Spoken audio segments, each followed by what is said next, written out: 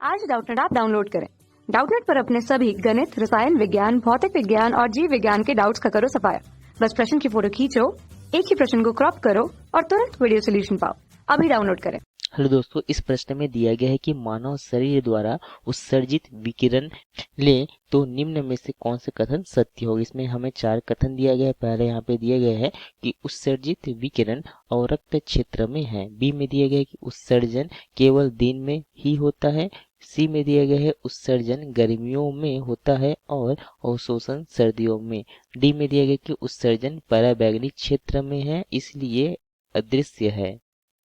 हम जानते हैं कि मानव शरीर का सामान्य ताप जो होता है यह लगभग 37 डिग्री सेल्सियस होता है। अतः मानव शरीर से कुछ न कुछ जो उष्मा के रूप में जो विकिरण यहाँ पे निकलती रहती है, तो यहाँ पे मानव शरीर से ऊष्मीय ऊर्जा के रूप में यहाँ पे विकिरण निकलती है। तो ऊष्मीय ऊर्जा के रूप में यहाँ पे विकिरण यहाँ पे क्या होती है, निकलती। तो ऊष्मीय ऊर्जा के रूप में यहाँ पे विकिरण जो है उत्सर्जित होती है। तो यह जो है कम ताप पर यहाँ पे उष्मा उत्सर्जन के विकिरण को हम क्या कहते हैं, इसे हम यहाँ पे अवरक्त क्षेत्र कहते हैं। तो यह कौन से क्षेत्र में आएगा, जहाँ पे उष्मा उत्सर्जन या उष्मा विकिरण जो है यहाँ पे अवरक्त क्षेत्र में यह आता है। इसका यदि हम तरंगदैर्घ्य तथा आवृत्ति देखें तो यहाँ पे जो तरंगदैर्घ्य है अवरक्त क्षेत्र का यह होता है लगभग 8000 एंगस्ट्रॉम से लेकर लगभग 10⁷ एंगस्ट्रॉम।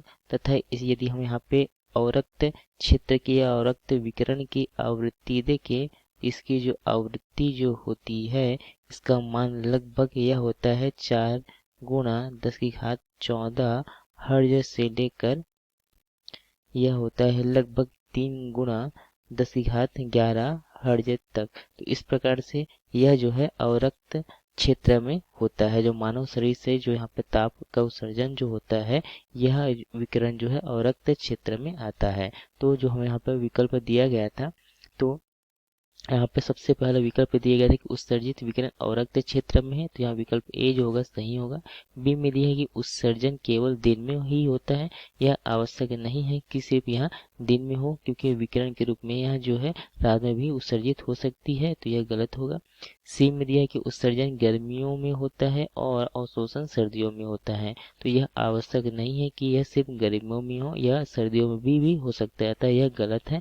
डी में दिया है कि उत्सर्जन पराबैंगनी क्षेत्र में है, इसलिए यह अदृश्य है, तो यह गलत है, क्योंकि यह जो है पराबैंगनी क्षेत्र में यह बहुत उच्च आवृत्ति की होती है। तो हमारे शरीर से निकलने वाला जो ताप है या उसमें विकिरण जो है अति उच्च यहाँ पे आवृत्ति की नहीं होती, यह अवरक्त क्षेत्र में होती है। अतः सिर्फ विकल्प ए जो यहाँ पे सही होगा। धन्यवाद। कक्षा 6 से 12वीं से लेकर नीट, IIT, JEE वो एडवांस के लेवल तक 1 करोड़ से ज्यादा छात्रों का भरोसा। आज ही डाउनलोड करें डाउटनेट ऐप या व्हाट्सएप करें अपने सारे डाउट्स 8400 400 400 पर।